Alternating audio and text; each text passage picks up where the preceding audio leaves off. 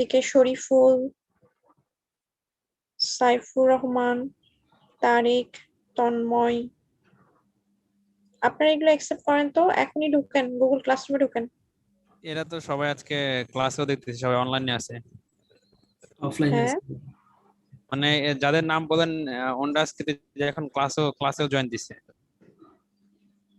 Mail check করলে পারে, সবাই তো মেল চেক করে নাই, হয়তো মেল চেক করবে না না। এটা তো আমি পাঠিয়েছি অনেকদিন আগে, হ্যাঁ ম্যাম। কিন্তু এতদিনেও কেউ মেল চেক করবে না, ব্যাপারটা তো অদ্ভুত।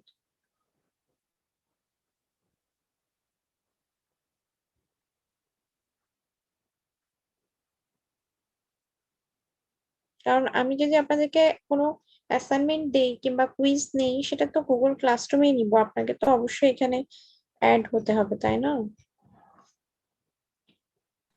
ম্যাম আমার কাছে কোনো মেল আসেনি। জোরে কথা বলেন, কে বলছেন? ম্যাম মানে মেল আসেনি আমার কাছে। আপনার স্পিকারে সাউন্ড বাড়ান, আমি আসলে আপনার কথা শুনতে পাচ্ছি না। ম্যাম বলতেছে উনি মেল পায় নাই, সেটা বলতেছে। মেল পান না? আপনার নাম কি? Ma'am Martina. মার্টিনা? তো এখানে মেল পাবেন না কেন? এখানে আমাকে যে অ্যাড্রেস দেওয়া হয়েছে, এই যে মার্টিনা চাকমা, এই যে ইনভাইট করা মার্টিনা চাকমা জি ম্যাম। @gmail.com। জি ম্যাম দেখতে পাচ্ছি এখানে ইনভাইটেড দেওয়া, কিন্তু ম্যাম আমার এখানে কোনো মেল আসেনি। সেটা তো আমি বলতে পারবো না, এখানে কোনো, আপনারা যে স্পেলিং দিয়ে দিয়েছেন আমি জাস্ট এটা কপি পেস্ট করেছি, আমি তো নিজে একটা লিখিও নাই। ম্যাডাম মাঝে মাঝে স্প্যাম বক্সে চলে যায় মেল, তো স্প্যাম বক্সে একটু চেক করলে হয়তো ওখানে পেতে পারে। হ্যাঁ আমি স্প্যামও চেক করছি, কিন্তু ওখানে কোনো মেল নেই। আর না হলে আপনি ম্যাডামের ইমেলটা লিখে আপনার ইনবক্সে সার্চ করুন, ওখানে তাহলে যদি মেল কোথাও থাকে তাহলে পেয়ে যাবেন। আচ্ছা তাহলে একটু দেখি। আর কেউ আছেন যিনি পাচ্ছেন না?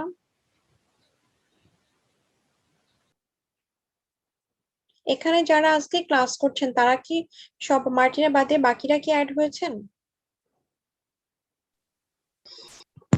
ম্যাম আমিও পাইনি, পাচ্ছি না। আপনার নাম কি? মেলটা চেক করছিলাম আমি। আপনার নাম তন্ময়, কি? TONMOY। এই যে তন্ময়, তন্ময়। তন্ময় মোহরি @gmail.com, তাই তো? আচ্ছা ঠিক আছে। হ্যাঁ এই যে হ্যাঁ। আপনার নাম তো এখানে দেখাচ্ছি, আমি তো স্ক্রিনটা এই জন্যই দিয়ে রেখেছি যেন আপনারা বুঝতে পারেন যে কতদিন আগে আপনাদেরকে ইনভাইট করা হয়েছে। আচ্ছা ম্যাম আমি দেখছি। বাকি যারা আছেন তারা কি সবাই অ্যাকসেপ্ট করেছেন?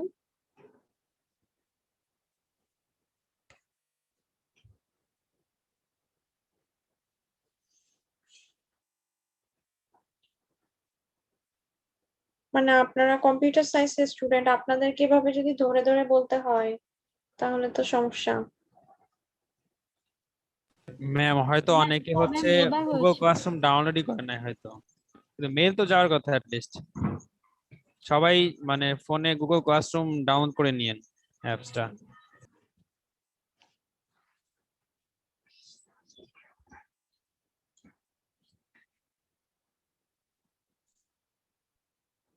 আচ্ছা, লাস্ট ক্লাসে আমরা চ্যাপ্টার 5 কি শেষ করেছিলাম?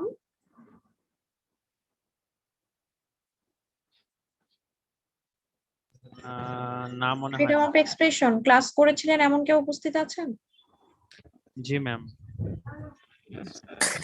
ম্যাডাম একটা একটা ইনফরমেশন একটু করি, সেটা হচ্ছে সম্ভবত ইন্ডিভিজুয়াল স্টুডেন্টও ওই ক্লাসরুমে জয়েন করার জন্য রিকোয়েস্ট করতে পারে। তো প্রত্যেকটা ক্লাসেরই মনে হয় একটা ইন্ডিভিজুয়াল কোড আছে, তো সবার কাছেই ক্লাসে জয়েন করারও একটা অপশন আছে। তো ক্লাসে জয়েন করার অপশনে প্রেস করে কোড দিয়ে দিলেও সম্ভবত ইন্ডিভিজুয়াল জয়েন করে ফেলতে পারবে। ক্লাসের এখন কোড দিতে চাচ্ছি না, আমি যেটা দিয়েছি সেটা আপনার ক্লাসরুমেই আপনি অ্যাড হবেন, আর যখন আলাদা করে অ্যাসাইনমেন্ট ওখানে দেওয়া হবে কিংবা ক্লাসের টাইম দেওয়া হবে তখন কোড দেওয়া হবে।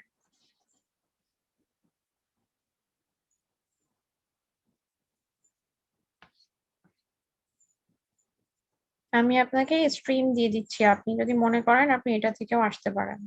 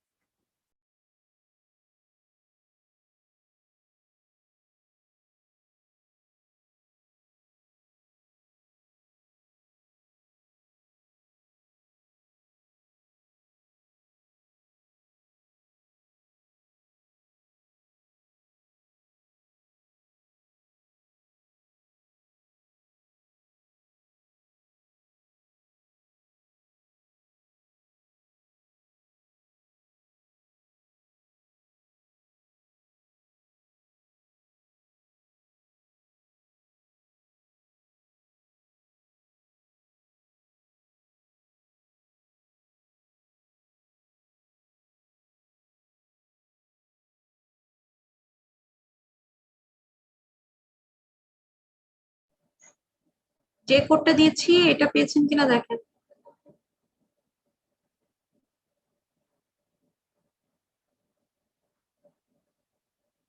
ম্যাম এটা কি গুগল ক্লাসরুমের কোড? হ্যাঁ, ক্লাসরুমের কোড এটা। 621 ফল 2020 ক্লাসের কোড।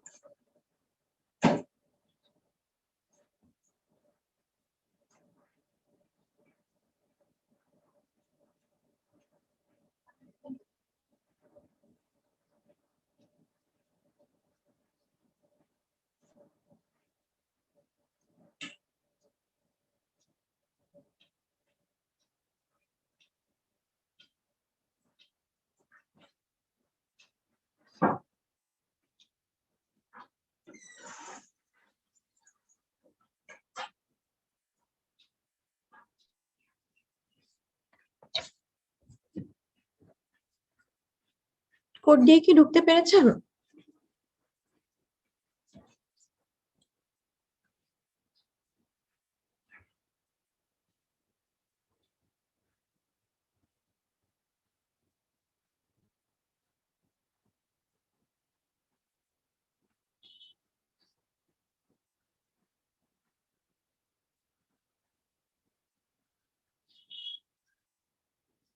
আচ্ছা, স্ক্রিন শেয়ারটা কি দেখতে পাচ্ছেন সবাই? ইয়েস ম্যাম, দেখতে পাচ্ছি। জি ম্যাম দেখতে পাচ্ছি, দেখা আচ্ছা, যাচ্ছে। আপনাদের কি মনে আছে এটা লাস্ট ক্লাসে কতদূর পড়ানো হয়েছিল? স্ক্রিন ব্লকিং, এটা মনে হয় শেষ হয়ে গেছিল, তাই না? শেষ হয়েছিল। Yes, Miss. Chapter 5 has been completed. আচ্ছা, আমরা তাহলে চ্যাপ্টার 6 দিয়ে শুরু করি আজকে।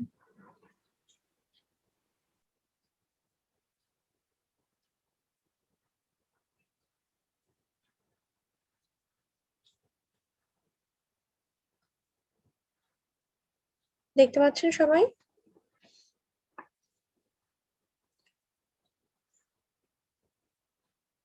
জি ম্যাম, দেখতে পাচ্ছি।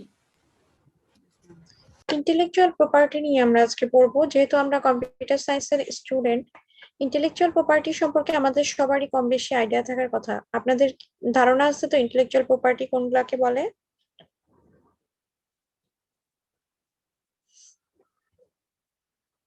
ইন্টেলেকচুয়াল প্রপার্টির কোনো এক্সাম্পল দিতে পারবেন?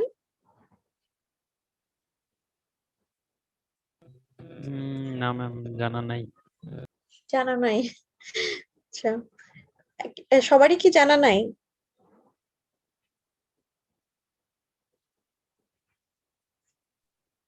জি ম্যাম।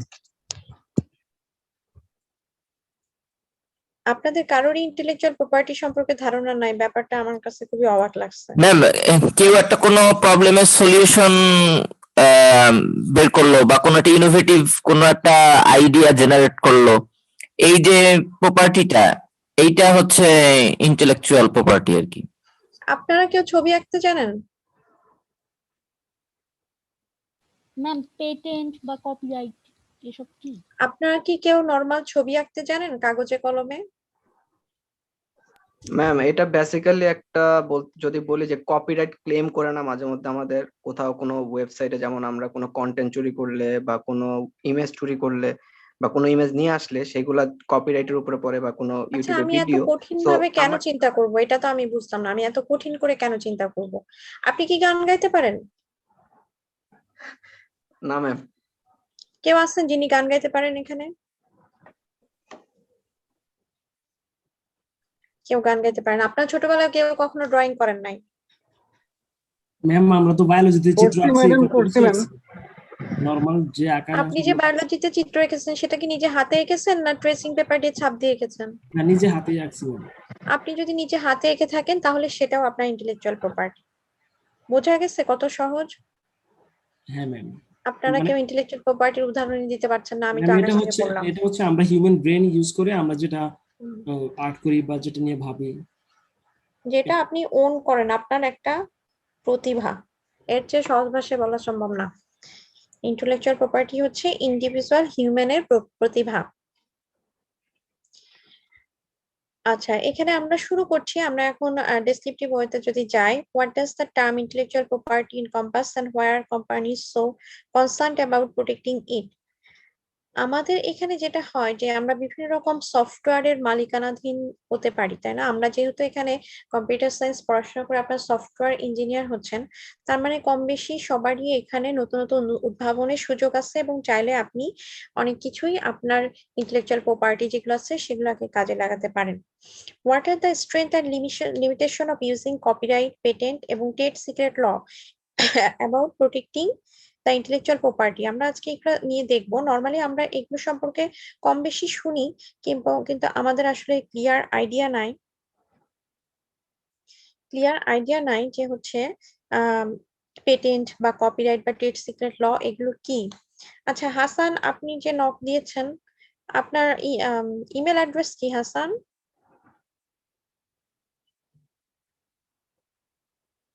হাসান বিউবিটি না? hasan.bubt? জি ম্যাম। তা আমি তো এখানে আপনাকে ইনভাইট করেছি, কেন আপনি পাচ্ছেন না সেটা তো আমি বলতে পারছি না। কারণ আমি মিলিয়ে দেখি, hasan.bubt.40@gmail.com। হ্যাঁ, আমি ইনভাইট করেছি অনেকদিন আগে, আপনি চেক করে দেখেন আপনার মেইলে কোথায় আছে। আপনি কোডটা দিয়েও জয়েন করতে পারবেন।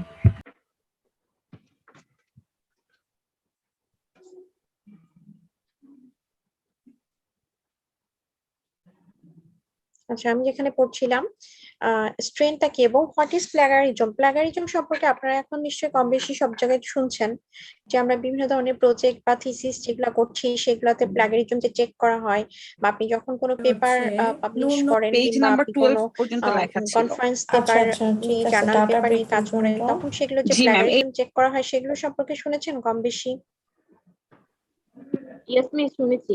এই সবগুলোর মেন উদ্দেশ্যই হচ্ছে আপনার ইন্টেলেকচুয়াল প্রপার্টি যেটা আছে সেটাকে সিকিউর করা, রক্ষা করা, প্রোটেক্ট করা আর কি, যেন আপনার এটা অন্য কেউ আপনার নাম দিয়ে চালিয়ে দিতে না পারে। অনেক সময় এরকম হয় যে কেউ ধরেন একটা কবিতা লিখলো, সেটা আপনার লেখা কবিতা অন্য কেউ যদি তার নাম দিয়ে পাবলিশ করে ফেলে, তখন আপনার আসলে কিছু করার নেই। তাহলে এই যে আপনি মালিক, সেই মালিকানাধীনের জন্য আপনাকে কি কি ল গুলা মেনটেন করতে হবে যেন আপনার এই প্রপার্টি গুলাকে আপনি সিকিউর করতে পারেন। আচ্ছা, what is open source code end what is the fundamental premise behind this use? এটা আমরা একটু দেখি। নরমালি ওপেন সোর্স কোড কোনগুলাকে বলা হয় আপনারা কি বলতে পারবেন? ওপেন সোর্স কোড কোনগুলাকে বলা হয়?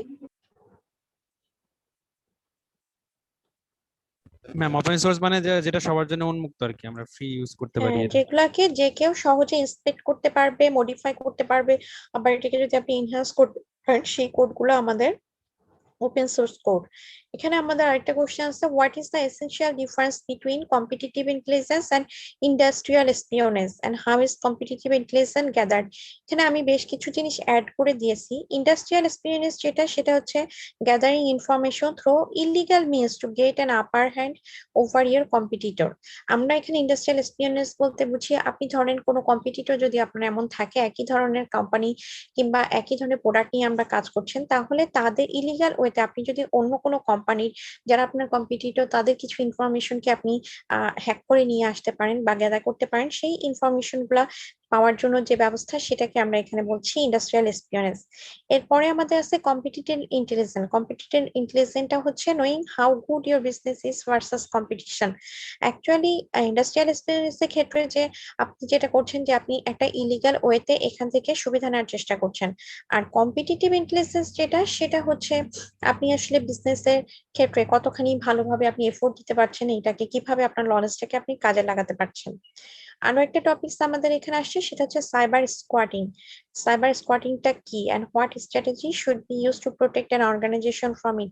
সাইবার স্কোয়াটিং এর কথা কি আপনারা শুনেছেন? নিউজ যখন কেউ কি খবর টবর শোনেন, বাংলাদেশি বিদেশি বিভিন্ন রকম খবর নিউজ আপনারা কি শোনেন, তখন কি সাইবার স্কোয়াটিং এর কথা শুনেছেন?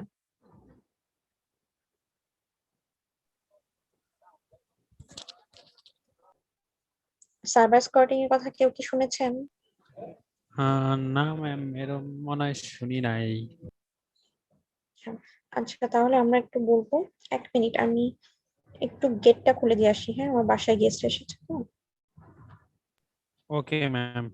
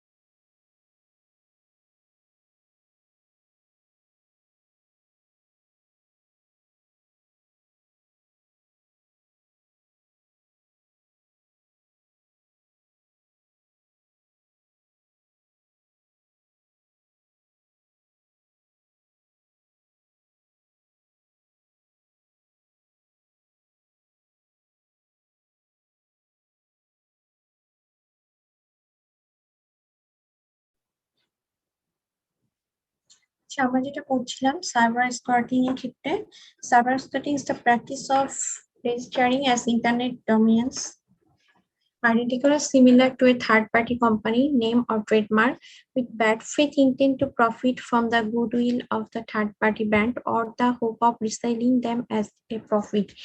এটা অ্যাকচুয়ালি আমরা এরকম ভাবে যদি সহজ ভাবে চিন্তা করি, তাহলে ধরেন কালো বাজারে যেসব ব্ল্যাকে টিকিট পাওয়া যায়, হ্যাঁ, এমন একটা ইনফরমেশন আপনি কোনো একটা, সাপোজ আপনি কোনো একটা জায়গা থেকে ইনফরমেশন বের করতে চাচ্ছেন কোনো একটা কোম্পানি, কিন্তু আপনি নিজে সেখানে অ্যাক্টিভলি কাজ করতে পারছেন না, তখন আপনি তৃতীয় কোনো ব্যক্তি, আমরা নর্মালি যেটাকে বলে থাকি দালাল, এরকম টাইপ থার্ড পার্টি কেউ থাকবে যাকে আপনি এই কাজের জন্য যদি লাগাতে পারেন, এবং যে তার বিনিময়ে আপনি পরবর্তীতে তাকে কিছু ঘুষ দিতে পারেন, অথবা আপনি যে প্রোডাক্টটা পাচ্ছেন বা যে ইনফরমেশন পাচ্ছেন সেটাকে আপনি আবার নতুন করে সেল করার ব্যবস্থা করতে পারেন। এভাবে আসলে সার্ভার স্কোয়াটিংটাকে আমরা চিন্তা করতে পারি। এখন আমাদের যেসব ইন্টেলেকচুয়াল প্রপার্টি গুলো আছে, সেই প্রপার্টি গুলাকে ওন করা, আমি যেটা বলছিলাম যে কোনো একটা পার্সন কিংবা কোনো একটা গ্রুপ অফ পার্সন, মানে একটা টিম যদি থাকে, যদি আমরা চিন্তা করি যে আমাদের হচ্ছে বিভিন্ন রকম সফটওয়্যার কোম্পানিতে যে টিম ওয়াইজ কাজ করা হয়, সেখান থেকে এমন কোনো কাজ, ক্রিয়েটিভ কোনো ইন্টেন্সিবল ক্রিয়েটিভ কোনো ওয়ার্ক যদি আমরা পাই, যেটাকে আমরা পরবর্তীতে ডেলিভার করতে পারবো, এটার জন্য স্টোর করে রাখতে পারি, এইগুলাকে এমন ভাবে সিকিউরিটি দিয়ে রাখা যেন এটা কোনোভাবে মিসলিডিং না হয় আর কি। আপনি যেটা করতে পারেন যে এটা লিগ্যাল ওয়েতে এই ক্রিয়েটিভ ওয়ার্ক গুলোকে আপনি কপিরাইট এটা কিনে নিতে পারেন, পেটেন্ট কিনে নিতে পারেন, বা ট্রেডমার্ক ট্রেড সিক্রেট ল যেগুলো আছে সেগুলোকে আপনি এখানে কাজে লাগাতে পারেন। প্রত্যেকটা জিনিসের ক্ষেত্রে আমাদের ইন্টেলেকচুয়াল প্রপার্টির জন্য বেশ কিছু ল আছে, কপিরাইট ল যেটার ক্ষেত্রে হচ্ছে প্রোটেক্ট অথর ওয়ার্কস, পেটেন্ট ল আছে যেটার ক্ষেত্রে ইনভেনশন যেটা আছে সেটাকে প্রোটেক্ট করা যায়, ট্রেড সিক্রেট ল যে এটা হচ্ছে safeguard information critical to an organization success, এখানে আমাদের কপিরাইট করব কোন ধরনের কাজগুলোকে সেটা জানার সময় আমাদেরকে আসলে কপিরাইট কি কি ধরনের কাজ আমাদের কপিরাইট হতে পারে দেখেন, make copies of the work, যে ওয়ার্কটা আছে সেটা আপনি ডাবল কপি করতে পারেন। আবার প্রডিউস ডেরিভেটিভ ওয়ার্ক, ওই কাজটা থেকে আরেকটা ডিরাইভ করতে পারেন। ডিস্ট্রিবিউট কপিস অনেকে পাঠাতে পারেন। পারফর্ম ওয়ার্ক ইন পাবলিক এবং display the work in public. এখন আপনার যখন কোনো সাপোজ ইন্টারনেটে বা ইউটিউবে কোনো গান বা মুভি দেখেন, তখন কি আপনি এটাকে খেয়াল করে দেখেছেন যে কপিরাইট প্রোটেক্টেড এরকম লেখা ওঠে? জি ম্যাম, অবশ্যই এরকম ইউটিউবে তো অহরহ দেখা যাচ্ছে, মানে কোনো হ্যাঁ, গান। আবার হচ্ছে ইভেন আপনি যদি কোনো ছবি কারোর ফটোগ্রাফি নিতে যান, সেখানেও আপনি দেখেছেন না যে কপিরাইট শব্দটা আসে? হ্যাঁ ম্যাম। তাহলে কপিরাইটের ব্যাপারটা এরকম, আপনি কপিরাইটেড কাজ যেগুলো আছে সেগুলাকে আসলে কপি করার পারমিশনটা থাকলে আপনি এটাকে পরবর্তীতে আবার ডিরাইভ করতে পারবেন। এখন কোন ধরনের কাজগুলোকে কপিরাইট করা যায়, দেখেন কি কি ধরনের কাজ হতে পারে। আমরা যেটা বলছিলাম যে কোন কাজগুলো কপিরাইট হবে, হ্যাঁ, আর্কিটেকচারাল কাজ হতে পারে, artistic card, auto visual work, তারপরে কোরিওগ্রাফি, ড্রামা, গ্রাফিক্স, তারপরে লিটারেচার, মোশন পিকচার। আর আমরা যেগুলো সহজ এক্সাম্পল চাচ্ছিলাম যে কপিরাইটেড হবে, যেমন মিউজিক, তারপরে প্যান্টোমাইমস আছে, আমাদের পিকচার্স, স্কাল্পচার যেগুলো আছে, আমাদের সাউন্ড রেকর্ডিং এবং ইন্টেলেকচুয়াল কাজ, এমন ধরনের কাজ যেগুলো ক্রিয়েটিভ কাজ এবং কোনো পার্সন কিংবা কোনো গ্রুপ অফ পিপলের দ্বারা এটা একটা ইন্ডিভিজুয়াল কাজ আর কি। ক্রিয়েটিভ মানে সহজে এটাকে কপি করতে পারবে না, মানুষের ইন্টারনাল যে প্রতিভা সেটার মাধ্যমে যে কাজগুলোকে আমরা এখানে পাচ্ছি। এরপরে আমাদের কপিরাইটের বিভিন্ন রকম লস আছে, লস গুলো একটু দেখবেন। Permission to use the work is not required সব ক্ষেত্রে। আর কি কি ফেয়ার ইউজ করার জন্য কি কি ল আমাদেরকে দরকার, এগুলো একটু রিডিং করবেন জাস্ট। আমরা পেটেন্টের কাছে যাচ্ছি। দেখেন, কপিরাইট এবং পেটেন্ট এই দুইটা শব্দের মধ্যে কিন্তু পার্থক্য আছে। কপিরাইটের ক্ষেত্রে আপনি পারমিশন পাচ্ছেন, ওই আপনার ওই যে ইনভেনশনটা ছিল সেটাকে আপনি কপি করতে পারবেন।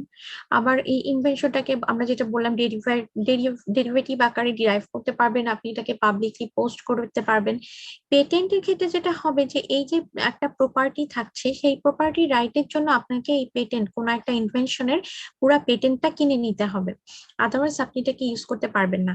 কিন্তু পেটেন্টের ক্ষেত্রে যেটা হবে যে একটা লিমিটেড টাইম দেওয়া থাকে, যেটা কপিরাইটের ক্ষেত্রে থাকে না। পেটেন্টের ক্ষেত্রে ম্যাক্সিমাম ক্ষেত্রে দেখা যায় যে ইনভেনশন যিনি কিনে নিচ্ছেন তিনি 20 বছর মেয়াদি এটার মালিকানা থাকতে পারেন। আপনারা কি কখনো এরকম পেপার পত্রিকায় পড়েছেন বা নিউজে শুনেছেন যে বড় বড় যেসব কোম্পানি আছে, এমএসএন, মাইক্রোসফট, গুগল, তারপরে হচ্ছে ফেসবুক, এগুলো মালিকানা চেঞ্জ হয়, পেটেন্ট আলাদা আলাদা কিনে নেয়? এটা কি শুনেছেন কখনো মালিকানা চেঞ্জ হওয়ার কথাটা? ইয়েস ম্যাম, শুনেছি তো ম্যাম। জি ম্যাম, Apple, শুনেছে। হ্যাঁ, এইগুলো তো অনেক বড় কোম্পানি। এই যে পেটেন্ট গুলো, তারা দেখা যায় যারা পেটেন্টের মালিক হচ্ছে তারা 20 ইয়ার্স এর বেশি কিন্তু এটাকে আর পরবর্তীতে ওন করতে পারছে না। এটা মেইনলি এখানে দেওয়া আছে USPTO, US patent and trademark office যেটা আছে সেটার মাধ্যমে এটাকে ইস্যু করা হয়। এখানে হচ্ছে অ্যালোস লিগ্যাল অ্যাকশন এগেইনস্ট ভায়োলেটরস, যে ভায়োলেটরস থাকে তাদের বিরুদ্ধে আপনি লিগ্যাল অ্যাকশন নিতে পারবেন যদি আপনার পেটেন্ট কেনা থাকে। এটা জাস্ট একটু রিডিং দেখবেন। আমরা এখানে যাচ্ছি ইনভেনশন পাস 4 টেস্ট। এখন কোন ধরনের ইনভেনশন গুলাকে আমরা ক্রিয়েটিভ কিংবা ইন্ডিভিজুয়াল কাজ করা হয়েছে বা এটা একদমই নতুন, কোন ধরনের কাজগুলাকে আমরা বলতে পারবো যে এগুলা পেটেন্ট আকারে এগুলা কিনে নেওয়া যাবে বা সেল করা যাবে? দেখেন, এখানে 5টা স্ট্যাটুটরি ক্লাস অফ আইটেমস দেওয়া আছে। প্রসেস, তারপর হচ্ছে machine, manufacture, composition of matter আর new use of any of the previous class. আমরা এটা ডিটেলস আরো বলবো। এখানে আপনি একটা প্রোডাক্টকে তৈরি করলেন, কিন্তু সেটা হতে হবে কি, মাস্ট বি ইউজফুল, অবশ্যই ইউজফুল হতে হবে। মাস্ট বি নোবেল, অবশ্যই মানে একদম নতুন একটা আইডিয়া হবে এরকম, অথবা মাস্ট নট বি অবভিয়াস যে person having ordinary skill in the same field, একই কাজ অর্ডিনারি পিপুলরাও যে কোনো কাজ যেগুলো করেছে সেগুলোকে আমরা ধরতে পারছি না। এখন আপনারা কি কখনো খেয়াল করেছেন এখন যে ভাইরাস চারদিকে বের হয়েছে, করোনা ভাইরাস, এটাকে নোবেল করোনা ভাইরাস বলা হচ্ছে, শুনেছেন কি এই টিভিতে? ম্যাম, জি জি ম্যাম। এই নোবেল শব্দ কেন ইউজ করা হচ্ছে বলেন তো? মহামারী আকারে, যেটা মহামারী আকারে ধারণ করে সেটাকে নোবেল বলে না ম্যাম? নোবেল বলা হচ্ছে কারণ প্রথম কারণটা হচ্ছে এটা আগে কখনো ছিল না। হ্যাঁ, এটা একদমই নতুন ইনভেনশন, যেটা আগে ছিল না, রেয়ার। এখন আইটেমস ক্যানট বি পেটেন্টেড, আমরা কোন ধরনের আইটেম গুলাকে পেটেন্টেড বলতে পারবো না। হ্যাঁ, ধরেন এখানে বলা আছে abstract ideas, laws of nature বা ন্যাচারাল ফিনোমেনন। এখন আপনি যদি বলেন যে বাতাস প্রবাহিত হচ্ছে, হ্যাঁ এটাকে আমরা ধরতে পারছি না, চোখে দেখতে পাচ্ছি না, বাট আমরা অনুভব করতে পারছি বাতাস প্রবাহিত হচ্ছে। এখন আপনি যদি বলেন যে আমি এই বাতাসের মালিকানাধীন পেটেন্ট কিনতে চাই, সেটা কি সম্ভব হবে?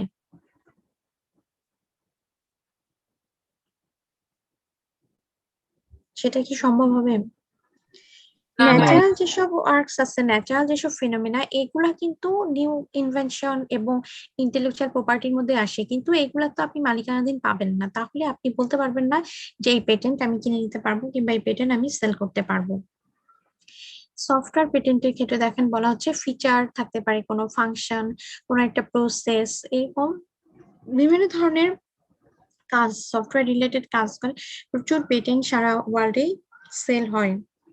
আমাদের দেশেও সাপোজ আপনি যে ডিপার্টমেন্টে পড়াশোনা করেছেন, সেই ডিপার্টমেন্টের জন্য আপনি যদি কোনো সফটওয়্যার আবিষ্কার করে দেন, বিভিন্ন ধরনের সফটওয়্যারই কিন্তু আমরা ইউনিভার্সিটিতে কাজ করার সময় কিনি। অ্যাডমিশন টেস্টের জন্য সফটওয়্যার লাগে, আমাদের ইন্ডিভিজুয়াল ক্লাসের জন্য সফটওয়্যার লাগে, রেজাল্ট রেডি করার জন্য। তো এইসব সফটওয়্যার গুলো আপনি যদি নিজে তৈরি করে দিতে পারেন এবং ডিপার্টমেন্টের কাছে আপনি এগুলাকে সেল করতে পারেন ইন্টেলেকচুয়াল প্রপার্টি হিসেবে, যেটা আগে কখনো কেউ করেনি বা কোনো জায়গা থেকে কপি করা হয়নি। এই ধরনের সব যেসব সফটওয়্যার আপনার থাকবে, সেগুলোকে আপনি নিউ ইনভেনশন বা নিউ আইডিয়া বলে এটাকে আপনি চালাতে পারবেন। আচ্ছা, কপিরাইট এবং পেটেন্টের মধ্যে আমরা এখানে বেশ কিছু জিনিস দেখতে পাচ্ছি। দেখেন, কপিরাইটের ক্ষেত্রে যেটা হবে, protect the expression of an idea in a fixed and tangible form. আমরা কিন্তু ট্যানজিবল ফর্ম এবং ইনট্যানজিবল ফর্ম, পেটেন্ট যেটা আমাদের, এটা নর্মালি দেখা যায় কপিরাইটটা আমাদের ট্যানজিবল ফর্মে আমরা নিয়ে আসতে পারবো এবং এটাকে এক্সপ্রেস করতে পারবো নতুন নতুন আইডিয়াকে। কপিরাইট অনেক বেশি চিপ এবং সহজে আপনি এটাকে নিয়ে কাজ করতে পারবেন এবং অনেক বেশি সময়, যেহেতু একটা টাইম মেনটেন করতে হয় না, আপনি লং টার্ম এটা নিয়ে কাজ করতে পারবেন। আর ফেয়ার ইউজ যেটা আছে ইন্টেলেকচুয়াল প্রপার্টির ক্ষেত্রে, ফেয়ার ইউজ ডক্ট্রিনকে এই অ্যালো করে। পেটেন্টের ক্ষেত্রে যেটা হচ্ছে, পেটেন্টে নতুন নতুন ইনভেনশন যেগুলো আছে সেগুলোকে অবশ্যই প্রোটেক্ট করবে, ইউজফুল প্রসেস হতে হবে। কিন্তু পেটেন্ট হচ্ছে অনেক এক্সপেন্সিভ, যে কেউ বা কোনো গরিব দেশ বা গরিব কোম্পানি বা কোনো ইন্ডিভিজুয়াল পার্সন সাধারণত পেটেন্টকে কিনে নিতে পারে না। কারণ হচ্ছে এটা অনেক বেশি এক্সপেন্সিভ এবং ডিফিকাল্ট এটাকে মেনটেন করা, এবং মাত্র 20 বছরের জন্য এত বেশি টাকা পয়সা দিয়েও সবাই এটাকে আসলে ওইভাবে বের করতে পারে না। সফটওয়্যার পেটেন্ট এগুলো রিডিং পড়বেন একটু একটু। ডিফেন্সিভ পাবলিশিং এর ক্ষেত্রে পেটেন্টের বিভিন্ন স্ট্যান্ডার্ড আছে, যেগুলো একটা ডেফিনিশন অথবা একটা ফরম্যাট ওয়েতে থাকতে পারে। রিকগনাইজড অর্গানাইজেশন যারা আছে তারা এটাকে অ্যাকসেপ্ট করবে। এরপরে আমরা আসছি হচ্ছে ইউটিএসএ, ট্রেড সিক্রেট ল। ট্রেড সিক্রেট ল নাম কি কেউ শুনেছেন বা কারো কোনো আইডিয়া আছে? ট্রেড সিক্রেট ল সম্পর্কে কারো কোনো আইডিয়া আছে? না ম্যাম। ম্যাম, বলেন। আচ্ছা ম্যাম, আমি একটা জায়গায় আসছিলাম দাওয়াতে, আমি কি ম্যাম ক্লাস থেকে একটু বেরোতে পারি? হ্যাঁ হ্যাঁ, সমস্যা নেই, আপনি যেতে পারেন। আচ্ছা, ওকে ম্যাম, ধন্যবাদ ম্যাম। আচ্ছা, ট্রেড সিক্রেট ল সম্পর্কে কারো কোনো আইডিয়া আছে কি? আচ্ছা, আমরা এখন ক্লাসে 18 জন দেখতে পাচ্ছি। এই 18 জন সবাই কি ক্লাসরুমে অ্যাড হতে পেরেছেন? জি ম্যাম। জি ম্যাম। আমি চেক করে দেখি কতজন এখন আমার এখানে দেখাচ্ছে। আপনারা ক্লাসরুমটা রেগুলার চেক করবেন, কারণ কোনো নতুন কাজ দিলে কিংবা এরপর থেকে ক্লাসের যে লিঙ্ক, এগুলো আমরা এখানেই পাঠাবো। আমি 13 জন স্টুডেন্টকে দেখছি। হ্যাঁ, আপনারা বলছেন 18 জন জয়েন করেছেন, কিন্তু আমি 13 জনের জয়েন দেখতে পাচ্ছি। যারা জয়েন হয় নাই আমি দেখি তাদের নামটা একবার বলি। তারেক, তারপরে হচ্ছে সাইফুর রহমান, শরীফুল সুজন, নাইম হোসেন, মুশফিকা, এরা আর এখনো জয়েন করে নাই। হ্যাঁ, 5 জন, 2 3 4 5, হ্যাঁ 5 জন এখনো জয়েন করতে পারে নাই। 13 জন হয়ে আসছে। আমাদের ক্লাসের স্টুডেন্ট হচ্ছে 19 জন মেবি। আপনারা, আচ্ছা এখানে মেসেজ দেখছি কার জন্য একটা। তারেক হোসেনের আমি দেখি মেল অ্যাড্রেস কোনটা দেওয়া আছে। হ্যাঁ, আপনি যেটা পাঠিয়েছেন তারেক, এই মেল অ্যাড্রেসটা এখানে দেওয়া আছে, tareq@gmail.com, এটাই দেওয়া আছে। তারপর আপনি কেন পাননি আমি জানি না, আমি আপনাকে স্ক্রিন শেয়ার দিয়ে দেখাতে পারি।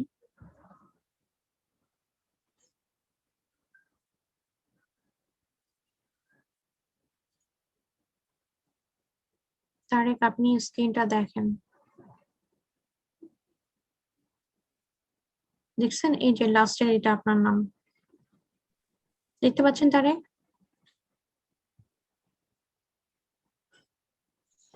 জি ম্যাম, দেখতে পাচ্ছি।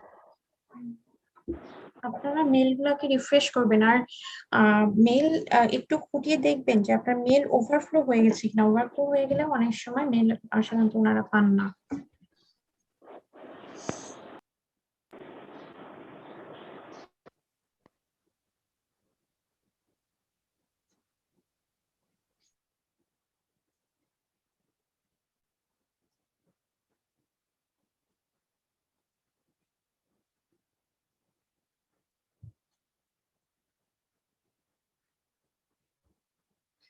আপনারা কি এখানে কেউ আছেন যিনি বিসিএস পরীক্ষা দিতে গেছিলেন আজকে?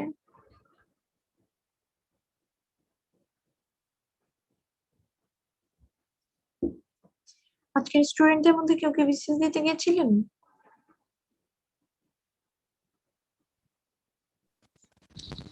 না ম্যাম, যাইনি তো, আমাদের মধ্যে মনে কেউ নেই। জানি মনে হয়। আচ্ছা, সকালে ক্লাসে দেখলাম অর্ধেকের বেশি স্টুডেন্ট বিসিএস দিতে গিয়েছেন।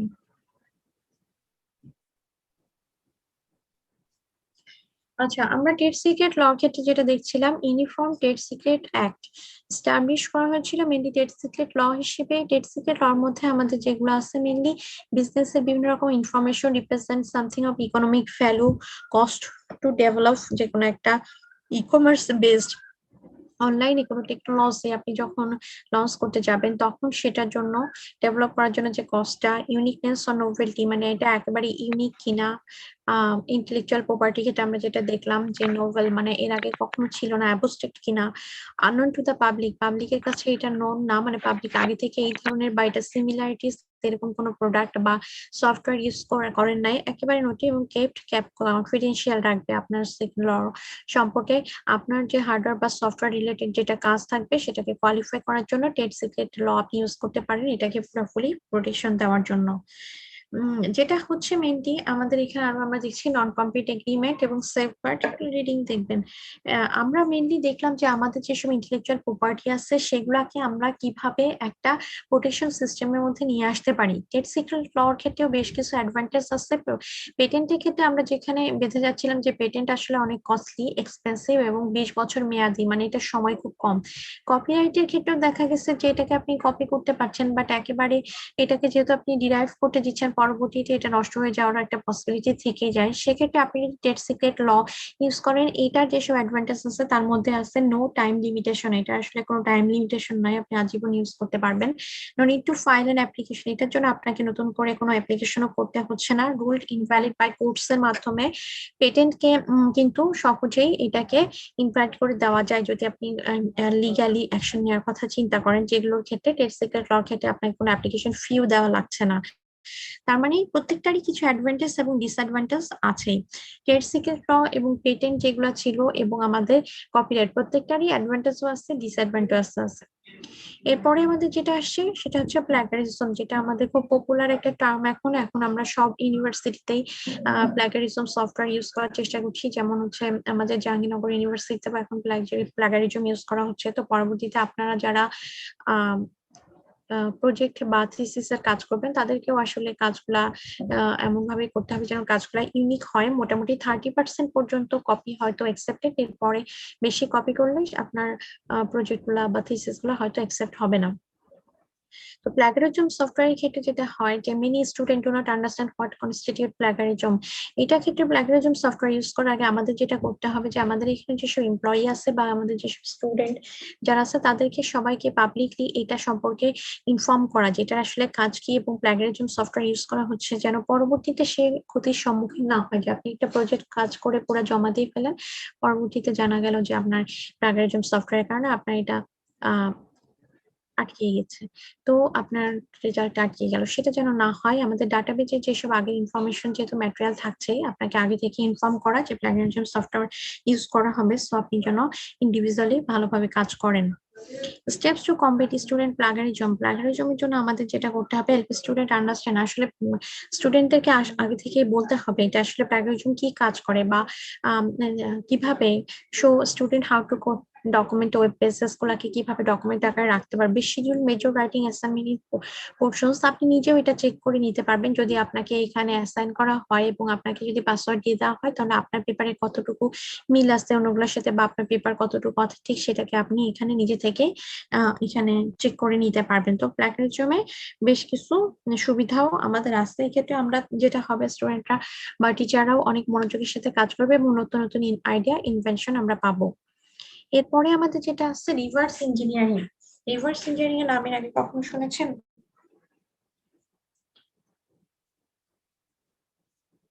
Reverse ma'am. ইঞ্জিনিয়ারিং নাম শুনেছেন?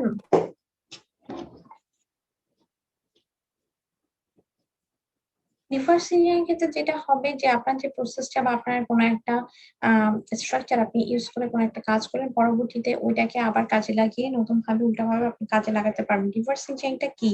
Process of taking something apart in order to understand it, build a copy of it এবং ইমপ্রুভ ইট। আপনি একটা সাপোজ আপনি একটা সফটওয়্যার পেলেন, সেক্ষেত্রে এটাকে আপনি ভালোভাবে রিড করার পরে নতুন করে আবার একই রকম আরেকটা সফটওয়্যার আপনি তৈরি করতে পারেন এবং আপনার যে সফটওয়্যারটা সেটার আরো বেশি ইমপ্রুভমেন্ট করতে পারেন। এবং এটা ক্ষেত্রে কম্পিউটারে হার্ডওয়্যার এবং সফটওয়্যার দুইটা ক্ষেত্রে আপনি এই ধরনের ইঞ্জিনিয়ারিং রিভার্স ইঞ্জিনিয়ারিংকে আপনি কাজে লাগাতে পারেন হায়ার লেভেলের ডিজাইনের জন্য। আপনার যে প্রোগ্রাম কোডটা ছিল সেটাকে আপনি পরবর্তীতে কনভার্ট করে নিতে পারেন।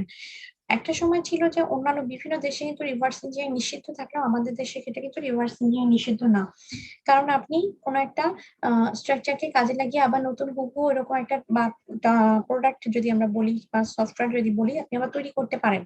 আপনি যেটা করতে পারেন যে আপনি নতুন করে যেটা তৈরি করছেন সেটার আপনি বিভিন্ন রকম ইমপ্রুভমেন্ট ফ্যাসিলিটিস বা অপশন রাখতে পারেন। কম্পাইলারের কাজ কি মনে আসছে আপনাদের?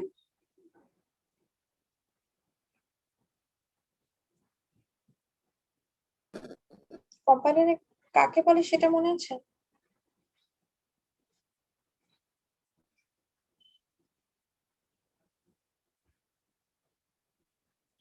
কম্পাইলার নামের সাবজেক্ট কি আপনাদের ছিল?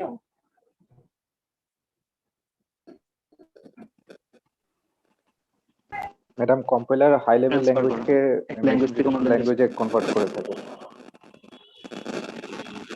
আর কোনো কাজ আছে কম্পাইলারে?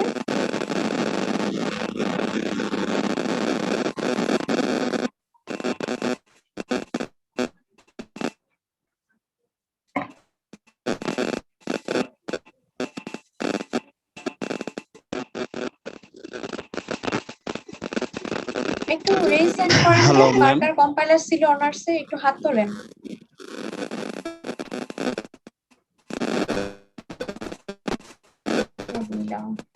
ম্যাম ছিল, আমাদের ছিল।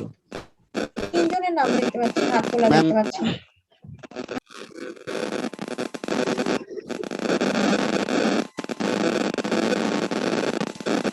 ছয়জন, সাতজন।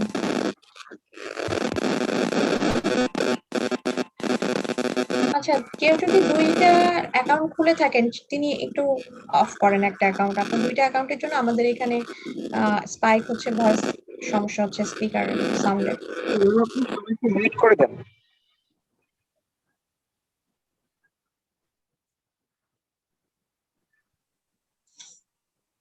ছয়জনকে আমরা দেখতে পাচ্ছি, 18 জনের মধ্যে মাত্র 6 জন হাত তুলেছেন। কম্পিউটার সায়েন্সে অনার্সে কম্পাইলার সাবজেক্ট ছিল না, এটা খুবই একটা অবিশ্বাস্য ব্যাপার। এখন তাহলে আমাদেরকে এটাই যাচাই করতে হবে যে আপনি আসলে কম্পিউটার সায়েন্সের স্টুডেন্ট নাকি অন্য সাবজেক্ট থেকেও এখানে এসেছেন। কেউ কি অন্য সাবজেক্ট থেকে এসেছেন? কম্পাইলার তো থাকেই, জেনারেলি সিএসসি যারা পড়ে আসছে সবারই থাকে। এই যে আমি হাত তুলতে বসছি, সবাই তো হাত তুলে না, তার মানে নিশ্চয়ই কম্পাইলার আমাদের ছিল না। সেটাই ম্যাম। আসলে আমাদের এখানে আগে ফাইন্ড আউট করা দরকার যে স্টুডেন্টরা সবাই সিএসসি ব্যাকগ্রাউন্ড কিনা। সিএসসি ব্যাকগ্রাউন্ড না এমন স্টুডেন্টদেরকে মাস্টার্স পড়াতে গেলে তো ঝামেলাই হবে। ম্যাম সিএসসি ব্যাকগ্রাউন্ডের ম্যাডাম ভার্সিটিতে তো এখন ম্যাক্সিমামই ওপেন ক্রেডিট সিস্টেম, তো অনেকেই দেখা যায় যে কম্পাইলার সাবজেক্ট এগুলো নেয় না, যেহেতু ক্রেডিট চুজ করে নেওয়া যায়। অনার্সে তো ওপেন ক্রেডিট সাবজেক্ট হওয়ার কথা না, অনার্সে কিভাবে ওপেন আমাদের ক্রেডিট হয়? বেসরকারি ইউনিভার্সিটি ম্যাক্সিমামই ওপেন ক্রেডিট ম্যাডাম, মানে আমাদের সাবজেক্ট চুজ করে নিতে হয়। তো সেক্ষেত্রে আমরা ও। কিছু সাবজেক্ট বাদ দিতে পারি আর কি চাইলে, তো অনেকেই এমনি এক্ষেত্রে কম্পাইলার সাবজেক্টটা একটু অ্যাভয়েড করে। আচ্ছা আচ্ছা, কিন্তু আমাদের এখানে ওরকম সিস্টেম নাই, আমরা তো বাধ্য থাকি, মানে আমরা আমাদের কোনো ক্রেডিট নেওয়ার ওইভাবে সিস্টেমই নাই। আমাদের অনার্স পুরা হচ্ছে ফিক্স সিলেবাস, ফিক্স সাবজেক্ট সব করা লাগে। যাই হোক, কম্পাইলার ক্ষেত্রে যেটা হয়, আর কম্পাইলার সাবজেক্ট না জানলেও কম্পাইলার সম্পর্কে সিএসসি স্টুডেন্টদের ধারণা থাকার কথা। কারণ কি, আমরা যখন ফান্ডামেন্টাল পড়াই সেখানে আমাদের একটা কোশ্চেন সবসময় করা হয় ফার্স্ট সেমিস্টারে, what is the difference between compiler and interpreter. এখন আপনারা যদি বলেন এই কোশ্চেন আপনারা শুনেন নাই, তাহলে তো মুশকিল। ইন্টারপ্রিটারের ক্ষেত্রে যেটা হয় যে সে লাইন বাই লাইন চেক করে, কম্পাইলারের ক্ষেত্রে সে একটা পুরো প্রোগ্রামকে চেক করে। এই জিনিস দিয়ে আমরা হচ্ছে কম্পিউটার ফান্ডামেন্টাল পড়ানো শুরু করি, এই কথা বলে আর কি। যাই হোক, কম্পাইলারের ক্ষেত্রে যেটা হয় যে হ্যাঁ, সে একটা যে কোনো একটা ল্যাঙ্গুয়েজ ট্রান্সলেটরের কাজ করে সোর্স ল্যাঙ্গুয়েজে পৌঁছানোর জন্য। যে কোনো ধরনের ল্যাঙ্গুয়েজ পেলে সেটাকে মেশিন ল্যাঙ্গুয়েজে কিভাবে কনভার্ট করা যায় সেটাকে সে প্রসেসটা আপনাকে দেখায়। এবং এটার জন্য বিভিন্ন রকম প্রসেস, আমরা জাভা কোড, জাভা হোয়াইট কোডের এই মাঝখানে যে কোডগুলো আছে সেগুলোকে আমরা সোর্স ল্যাঙ্গুয়েজে নিয়ে যাওয়ার চেষ্টা করি। আর চেক করার জন্য, বাগিং করার জন্য, ডিবাগিং করার জন্য আমরা বিভিন্ন রকম কম্পাইলারকেও ইউজ করে থাকি। সফটওয়্যার ম্যানুফ্যাকচারিং ক্ষেত্রে যেটা আছে আমাদের provide software and machine language form. Decompiler ক্ষেত্রে সেম কাজ করা হয়, মেশিন ল্যাঙ্গুয়েজ যেটা আমরা পেলাম সেটাকে রিড করে ফেলে, পরবর্তীতে সেটাকে আবার সোর্স কোডে পরিণত করা হয়। কম্পাইলার ডিকম্পাইলার দিয়েও আমাদের একটা ছবি কম্পাইলারের মধ্যে সাবজেক্টের মধ্যে আমরা পড়ে থাকি, এটা মানে আমরা থার্ড ইয়ারে পড়েছিলাম। যারা আপনারা পড়েন নাই, তারা যারা একেবারেই পড়েন নাই তারা তাহলে মাস্টার্স করার সময় এখন যেহেতু করছেন একটু বইয়ে দেখে নেবেন অথবা ইন্টারনেটে সার্চ দিয়ে নিতে পারেন আইডিয়া নেওয়ার জন্য। এরপরে যেটা আমরা বলছিলাম open source code. Open source কোডের ক্ষেত্রে যেটা হয়, software improves and can be adapted to meet newer needs. এই যে অনেক রকম প্রোগ্রাম করার সময় আমরা দেখি যে বিভিন্ন রকম সোর্স কোড যেটা আমরা ইন্টারনেটে অ্যাভেলেবেল পাই, এখন এই তাদের ইন্টেলেকচুয়াল প্রপার্টিকে ইন্টারনেটে এরকম অ্যাভেলেবেল দিয়ে তাদের কোনো লাভ আছে? এটার ক্ষেত্রে যেটা হয়, ওপেন সোর্স কোডের ক্ষেত্রে আপনি এটাকে আপনার একটা বেসিক কি বলবো নিড হিসেবে নিয়ে এটাকে আবার সফটওয়্যারটাকে ইমপ্রুভ করতে পারেন। এতে সবার জন্য এটা আসলে নতুন নতুন আইডিয়া এতে অ্যাড করা যায়, বা আপনি এখানে অন্য কোনো বাগস থাকলে সেগুলোকে আপনি ফিক্সড করতে পারেন। তো এটারও কিছু পজিটিভ এবং নেগেটিভ এফেক্ট দুইটাই আছে। এরপরে আমাদের যেটা আসছে সেটা হচ্ছে কম্পিটিটিভ ইন্টেলিজেন্স। আমরা যেটা বলছিলাম যে ইলিগাল ওয়েতে আমি অন্য কোম্পানির ইনফরমেশন চুরি করে নিয়ে আসা চাইতে আমার যেসব ইন্টেলিজেন্স আছে সেটাকে আমি যদি কাজে লাগিয়ে ইন্ডাস্ট্রিয়াল এক্সপিরিয়েন্সের ভিতর দিয়ে না যেয়ে একটা লিগাল ওয়েতে আমি একটা সেফগার্ড তৈরি করে যদি নতুন প্ল্যান করতে পারি বা একটা ডিসিশন মেকিং এর কাজ করতে পারি, তাহলে সেটা আমার জন্য বিভিন্নভাবে ইনফরমেটিভ হবে আরো বেশি। যেটা একদম ফার্স্ট পেজে আমরা বলছিলাম যে টপিকস কি আমাদের এখানে আছে এই চ্যাপ্টারে। এটা আমাদের একটা ইন্টেলেকচুয়াল প্রপার্টি, যেহেতু আমরা সফটওয়্যার ইঞ্জিনিয়ারিং হিসেবে সবাই বের হচ্ছে ইঞ্জিনিয়ার হিসেবে, সেই ক্ষেত্রে আমাদের এই প্রপার্টি গুলো সম্পর্কে আমাদের আইডিয়া থাকা লাগবে। একটা হচ্ছে ওপেন সোর্স কোড, তারপরে কম্পিটিটিভ ইন্টেলিজেন্স, তারপরে ইন্ডাস্ট্রিয়াল এসপিওনেজ, সার্ভার স্কোয়াটিং। এগুলা একটু যে স্লাইডে তো খুব বেশি ডিটেলস দেওয়া নেই, তারপরে এটা পড়বেন আর সাথে এটার সাথে মিলিয়ে একটু বইও পড়বেন। এটা আমি আপনাদের গুগল ক্লাসরুমে এই চ্যাপ্টারটাকে অ্যাড করে দেব। আগে যেটা দিয়েছিলাম আমি দেখি, এখানে আমি গুগল ক্লাসরুমে বেশ কয়েকটা চ্যাপ্টার অলরেডি অ্যাড করেছি ম্যাটেরিয়ালসে, আপনারা পেয়েছেন কিনা। দেবাশিস কি আছেন ক্লাসে?